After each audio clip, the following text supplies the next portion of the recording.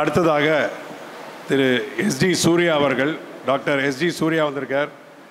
அவரை வாழ்த்துரை கூறுமாறு அழைக்கிறேன். இவர்தான் இந்த இளைய பாரதத்தோட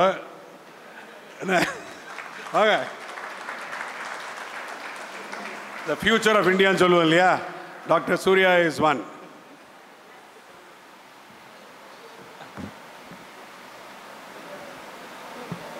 அனைவருக்கும் இனிய காலை வணக்கம். நிறைய மினிஸ்டர்ஸ்லாம் வந்திருக்காங்க, இருந்தாலும் வந்திருக்காங்கன்னு சொன்னாங்க. அதெல்லாம் பெரிய விஷயமா பார்க்கல, ஒரு முக்கியமான கடமையாக பார்க்குறோம். அதனால் முதல் ப்ரையாரிட்டி கொடுத்து இந்த நிகழ்ச்சிக்கு வந்திருக்கோம்.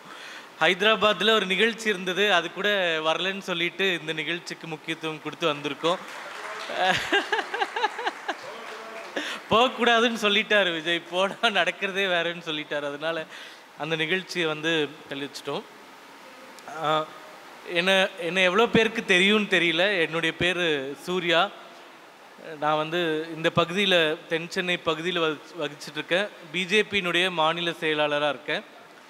இந்த கூட்டத்தில் ஒரு கொள்கைவாதியாக சிந்தனைவாதியாக பேசாமல் யதார்த்தவாதியாக பேசணும்னு ஆசைப்பட்றேன்.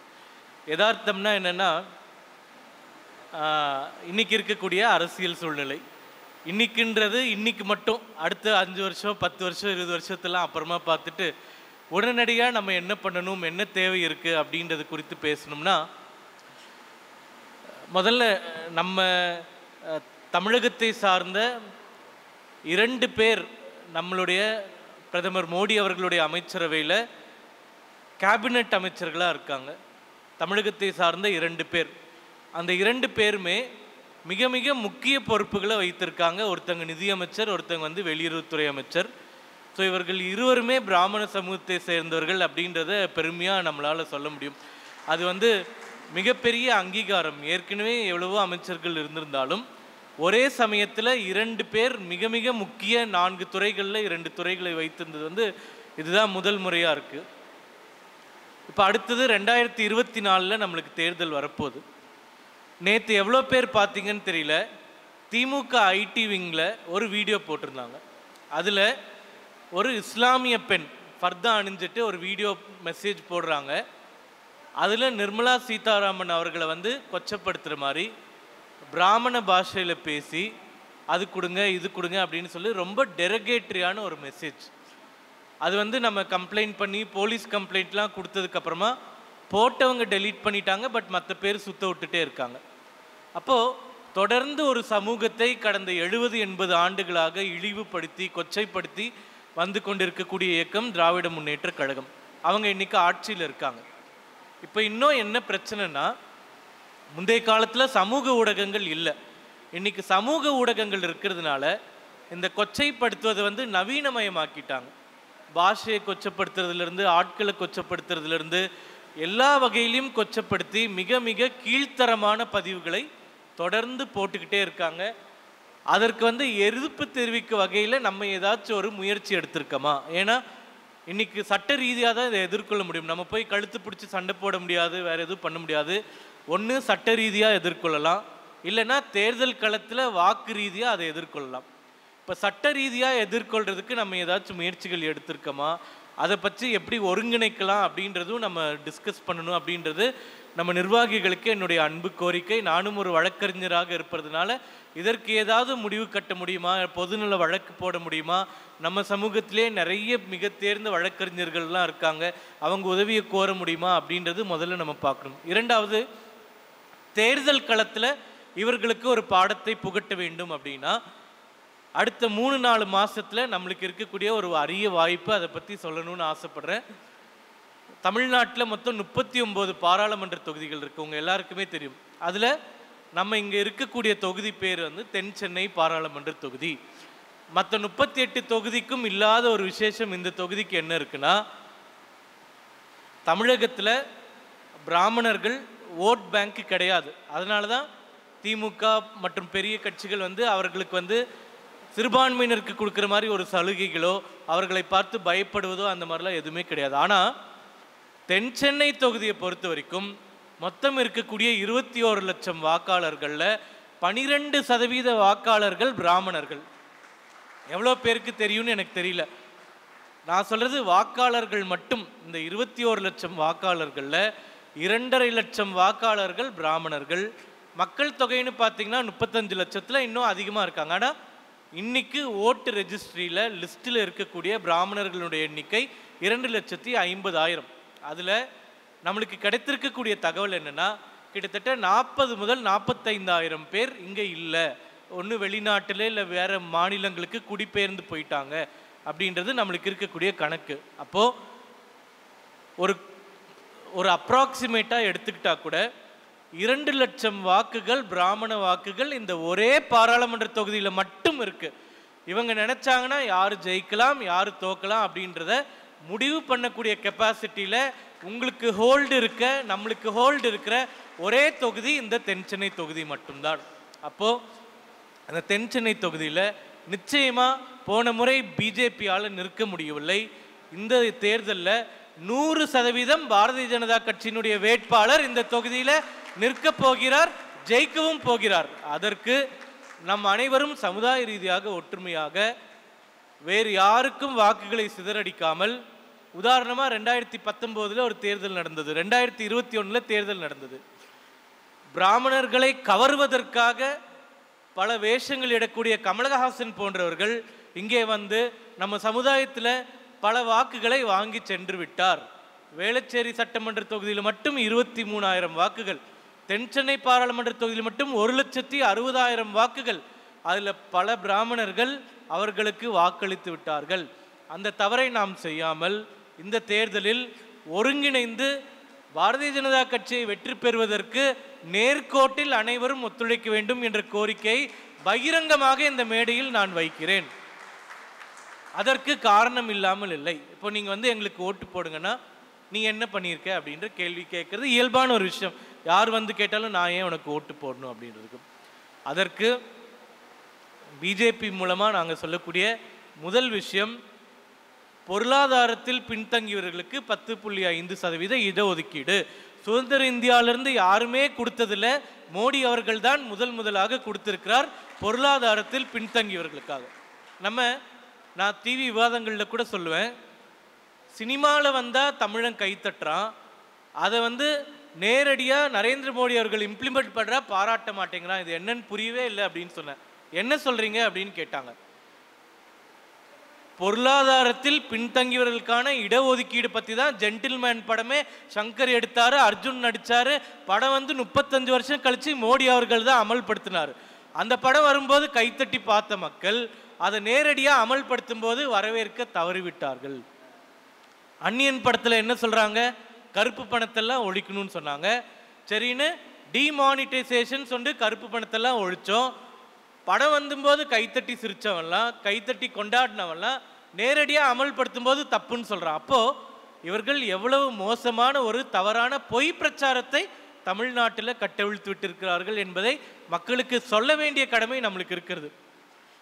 இப்படி தான் எந்த மேடை பேச்சு போனாலும் டாபிக் டைவர்ட் ஆகுது. நான் சொன்னேன் அடுத்த 3-4 மாதத்தில் நடக்கிறது மட்டும்தான் பேசணும்னு, உடனே உலக அரசியலுக்கு போயிட்டேன். இப்போ என்ன பிரச்சனைனா, இந்த தொகுதியில் நிச்சயமாக நம்ம நிற்க போகிறோம். இங்கே இருக்கக்கூடியவர்கள் பெரும்பான்மையோடு இந்த தொகுதியை சேர்ந்தவர்களாக தான் இருப்போம் அப்படின்றத நான் நம்புகிறேன். 2 விஷயங்களில் நம்ம வந்து எப்பயுமே செய்யக்கூடிய எஃபர்ட்டை விட ஒரு எக்ஸ்ட்ரா மைல் எஃபர்ட் பண்ண முடியுமா அப்படின்றது உங்ககிட்ட என்னுடைய கோரிக்கை. முதல் விஷயம், பல பேர் இந்த பகுதிகளில் அப்பார்ட்மெண்ட்ஸில் கேட்டட் கம்யூனிட்டியில் வசிக்கக்கூடியவர்கள் இருக்காங்க. ஆனால் அவர்களுக்கு வாக்காளர் அடையாள அட்டை ஒன்று இல்லாமல் இருக்குது, இல்லைன்னா பழைய அட்ரஸில் இருக்குது. இந்த மாதிரி நிறைய பேர் வாக்கு போடாமல் மிஸ் பண்ணிடுறாங்க. அந்த மாதிரி இருக்கிறவர்களுக்கு நான் உத்தரவாதம் கொடுக்குறேன், பிஜேபி சார்பாக எந்த அப்பார்ட்மெண்ட்டுக்கு நீங்கள் கூப்பிட்டாலும் நாங்கள் டீமாக வந்து புதுசாக ஓட்டு ரெஜிஸ்டர் பண்ணணுன்னா பண்ணித்தரோம், அட்ரஸை மாற்றணுன்னா மாற்றித்தரோம். எங்கேயுமே நீங்கள் போக வேண்டாம், உங்கள் வாசலுக்கு வந்து நாங்கள் கேம்ப் போட்டு பண்ணி கொடுக்குறோம். ஆனால் அதை ஒருங்கிணைப்பதற்கு நீங்கள் வசிக்கக்கூடிய அப்பார்ட்மெண்ட்லேயோ கேட்டல் கம்யூனிட்டிலையோ நீங்கள் ஒரு சிறு முயற்சி எடுத்து அதற்கான பெர்மிஷன்ஸ் வாங்கி எங்களை கூப்பிட்டீங்கன்னா நாங்கள் வந்து முழுவதுமாக உங்களோடு இருந்து இந்த விஷயத்தை முடித்து கொடுக்கிறோம். ஆனால் ஒரு பிரச்சனை, ஜனவரி 22ஆம் தேதிக்குள்ளே இதை முடிக்கணும். ஏன்னா ஜனவரி 22ஆம் தேதி வரைவு வாக்காளர் பட்டியல் வெளியாக போகுது. அதுக்குள்ளே நம்ம இதை முடிச்சிட்டோம்னா எவ்வளோ பேர் வேணுமோ நம்ம புது வாக்காளர்களாக சேர்த்துக்கலாம். அட்ரஸ் மாற்றணுன்றவங்களுக்கு மாற்றி கொடுக்கலாம். இது ஒரு விஷயம். இரண்டாவது விஷயம், டால்ஃபின் ஸ்ரீதர் அண்ணா பேசும்போது சொன்னாங்க, தேர்தல் ஆணையத்தில் ஒரு புது முயற்சி இப்போ எடுக்க போகிறாங்க. ஆனால் எல்லா இடத்துலையும் அது இருக்குன்னு உத்தரவாதம் கிடையாது. 1000 வாக்குகளுக்கு மேலே இருக்கக்கூடிய கம்யூனிட்டி அப்பார்ட்மெண்ட்டு, கேட்டட் கம்யூனிட்டி, அவர்களுக்கு ஒன்று அந்த கம்யூனிட்டியிலே வாக்குச்சாவடியை அமைக்க முடியுமான்னு பார்த்துட்ருக்காங்க. அப்படி அந்த வாக்குச்சாவடி அவங்க கம்யூனிட்டிலையோ அப்பார்ட்மெண்ட்லேயோ அமைக்க முடியவில்லை என்றால் அருகில் இருக்கக்கூடிய அரசாங்க பள்ளியோ அரசாங்க அங்கன்வாடியோ அரசாங்க கட்டிடமோ ஏதோ ஒரு இடத்துல வாக்குச்சாவடியை அமைக்கணுன்ற முடிவு எடுத்துட்டு இருக்காங்க. ஸோ அதனால்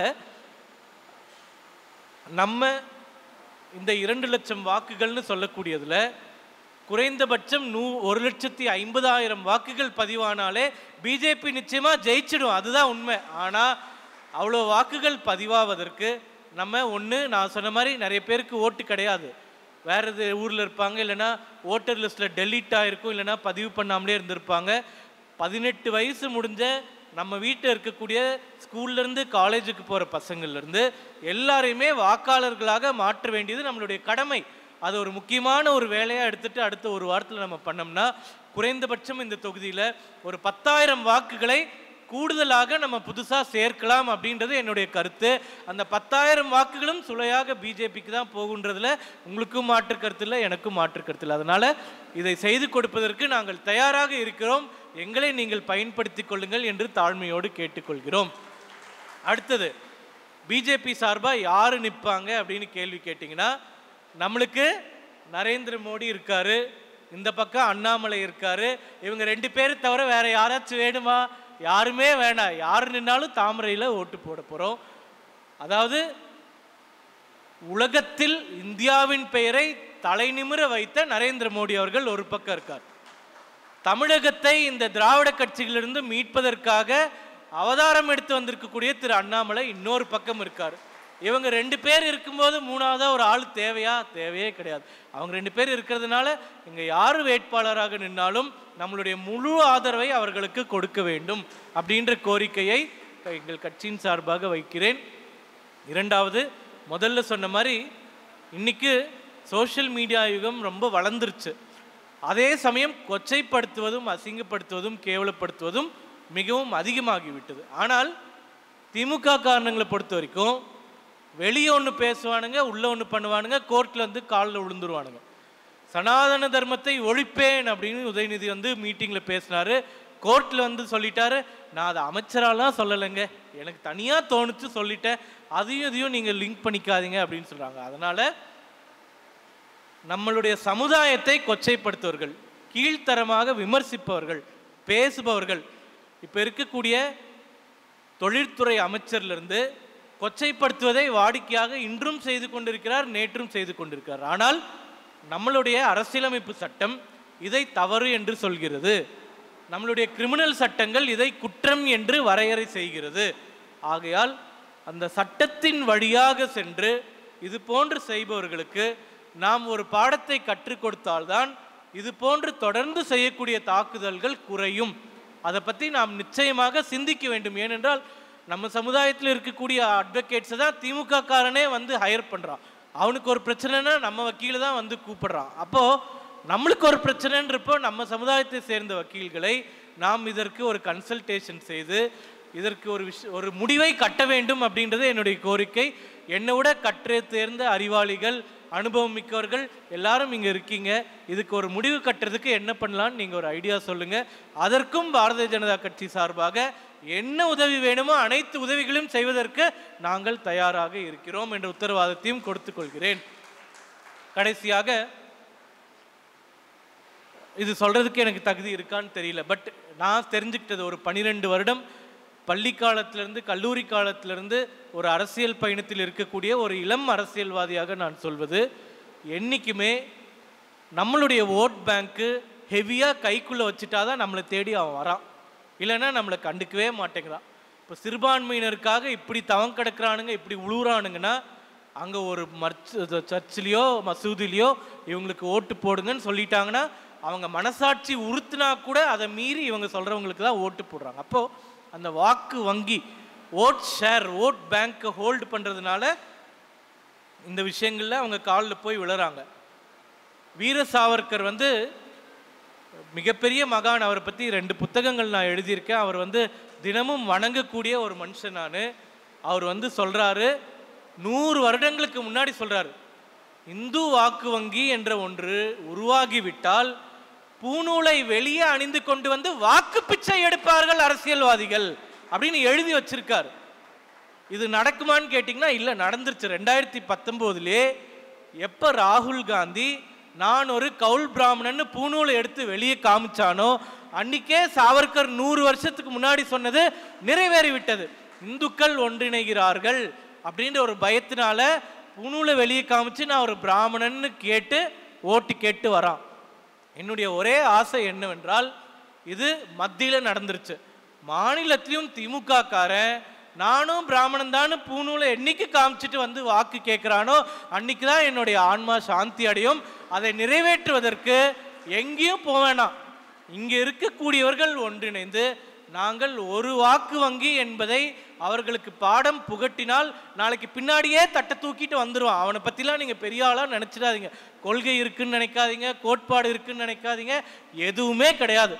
ஓட்டு கிடைக்கும்னா என்ன வேணாலும் பண்ணுவான். இப்போ நம்ம அண்ணன் வந்து சொல்கிறாரு, ஈவே ராமசாமி வந்து அந்த பக்கத்தில் என்ன எழுதியிருக்காருன்னு இப்போ திரும்பி திரும்பி சொல்கிறாரு இல்லையா, அந்த மாதிரி கோஷ்டி தான் இவங்க. அதனால் நம்மளுடைய வாக்கு வங்கியை தக்க வைத்து கொள்வதற்கு இங்கே இருக்கக்கூடிய அமைப்புகள் எல்லாம் சேர்ந்து என்ன செய்யணுன்றதை நம்ம பார்க்கணுன்றது என்னுடைய கோரிக்கை. மற்ற மாநிலங்களில் பிராமின் டெவலப்மெண்ட் போர்டு அப்படின்ற ஒரு அரசாங்க நிறுவனமே இயங்குது. கேரளாவில் இருக்குது, ஆந்திர பிரதேசில் இருக்குது, தெலுங்கானாவில் இருக்குது, கர்நாடகாவில் இருக்குது. இவர்களுடைய வேலை என்ன? 100 கோடி ரூபாய் சீடு ஃபண்டிங் அந்த அமைப்புக்கு கொடுத்துடுறாங்க. அந்த சமுதாயத்தை சேர்ந்த ஒருத்தர் சேர்மனாக போடுறாங்க, பிரசிடெண்ட்டாக போடுறாங்க, செக்ரட்டரியாக போடுறாங்க. இது ஒரு அரசாங்க அமைப்பு. அந்த 100 கோடி ரூபாயில் என்ன பண்ணுறாங்க? அதை பேங்க்கில் டெபாசிட் பண்ணிவிட்டு அதில் வரக்கூடிய பணத்தில் ஏழை பிராமணர்களுக்கு கல்வி உதவித்தொகை செய்கிறார்கள். ஏழை பிராமணர்களுக்கு இன்ட்ரெஸ்ட் இல்லாமல் கடன் கொடுக்குறாங்க, குறைந்த இன்ட்ரெஸ்ட்டில் கடன் கொடுக்குறாங்க.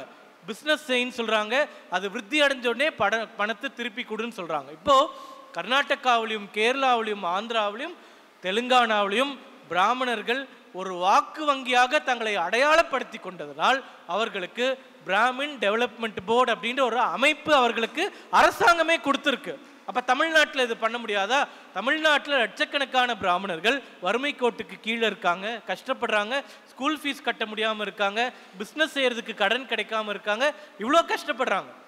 நீங்கள் வந்து சிறுபான்மையினருக்கு மட்டும் வாரி வாரி வாரி கொடுக்குறீங்களே, ஹஜ் பயணம் போனால் கொடுக்குறீங்க, ஜெருசலம் போனால் கொடுக்குறீங்க, அந்த மசூதியில் வேலை செய்பவர்களுக்கு கொடுக்குறீங்க, சர்ச்சில் வேலை செய்பவர்களுக்கு கொடுக்குறீங்க, மசூதிகளை புனரமைப்பதற்காக 100 கோடி ரூபாய் பட்ஜெட்டில் ஒதுக்குறீங்க. ஆனால் ஏழை பிராமணர்களுக்கு படிப்புக்கும் வேலை வாய்ப்புக்கும் ஏன் நிதியை கொடுக்கக்கூடாது என்று கேட்கக்கூடிய கெப்பாசிட்டி நம்மளுக்கு எப்போ வரும் என்றால், நாம் ஒரு வாக்கு வங்கி என்பதை நிரூபித்தால் தான் வரும். சத்தியமாக சுயநலத்தோடு நான் சொல்லவில்லை. இதற்கு ஒரு வாய்ப்பு நம்மளுக்கு 2014 தேர்தலில் 12% வாக்கு வங்கி தமிழ்நாட்டில் எங்கேயுமே இல்லை. நம்ம மத்திய அமைச்சர்கள் கிட்டலாம் வரும்போது தென் சென்னையில் 12% பிராமின்ஸ் இருக்காங்க அப்படின்னு சொன்னால் நம்பவே மாட்டேங்கிறாங்க. தமிழ்நாட்டில் தான் பிராமின்ஸே இல்லையே அப்படின்னு கேட்குறாங்க என்கிட்ட. சொல்ல தென் சென்னையில் 12% இருக்காங்க, 2.5 லட்சம் ஓட்டு இருக்குது, எலெக்ஷன் கமிஷன் டேட்டா இருக்குது அப்படின்னு சொன்னால் நம்ப மாட்டேங்கிறாங்க. நம்மளுக்கே ஆச்சரியமாக இருக்குது, இவ்வளோ ஓட்டு இருக்குமான்னு நினைப்பீங்க. ஆனால் உண்மையிலே இருக்குது. அதிகாரப்பூர்வமான அஃபிஷியல் டேட்டாவை நான் சொல்கிறேன். ஆகையால் கடைசி கோரிக்கையாக நாம் வாக்கு வங்கியை நிரூபிக்க வேண்டிய கட்டாயத்தில் இருக்கிறோம். நம்மளுடைய சமுதாயத்தினுடைய நலனுக்காக, எதிர்காலத்திற்காக, நம்மளுடைய பிள்ளைகளின் எதிர்காலத்திற்காக, அவர்களுடைய வருங்காலத்திற்காக. ஆகையால் வரக்கூடிய தேர்தலில் 2.5 லட்சம் வாக்குகளும் அச்சு பிசிறாமல் நீங்கள் பாரதிய ஜனதா கட்சிக்கு வாக்களித்தீர்கள் என்றால் வெற்றி வேட்பாளர் வெற்றி பெற்றதுக்கு அப்புறமா நீங்கள் தைரியமாக போய் யார் ஜெயிக்கிறாங்களோ, இப்போ ஒரு வேளை நான் என்னை ஓட்டு போட்டு ஜெயிச்சு எம்பி ஆக்கிட்டீங்கன்னா என்கிட்ட வந்து கழுத்தை பிடிச்சி கேட்கலாம், 2.5 லட்சம் ஓட்டு போட்டு கொடுத்தனே இந்த வேலை பண்ணி கொடு அப்படின்னு உரிமையோடு கேட்கலாம். ஆனால் வேற எந்த வேட்பாளர்கிட்டையும் எந்த கட்சிக்காரங்கிட்டையும் கிட்டக்கவே போக முடியாது என்ற யதார்த்தத்தை நீங்கள் புரிந்து கொண்டு நல்ல முடிவாக எடுக்க வேண்டும் என்ற கோரிக்கையோடு என்னுடைய உரையை முடித்துக்கொள்கிறேன். நன்றி, வணக்கம். மிக்க நன்றி இளம்சிங்கம் சூர்யா. நான்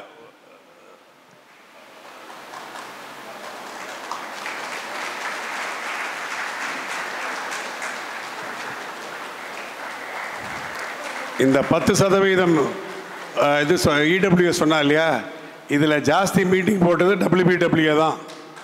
4 மீட்டிங் போட்டிருக்கோம். இது வரைக்கும் யாரும் அது மாதிரி போட்டதே கிடையாது. இதை ஃபஸ்ட்டு கொண்டு வந்தது நாங்கள் தான். அதை இன்னைக்கு ராஜா சார் வரும்போது அவரும் சொல்லுவார்.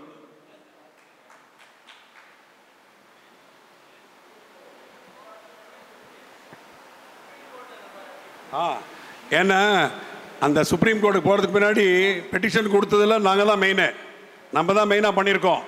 இதை சூர்யா இதை தெரிஞ்சுக்கணும். டபிள்யூபிடபிள்யூ தான் முதல் தாக்கீடே பண்ணாங்க.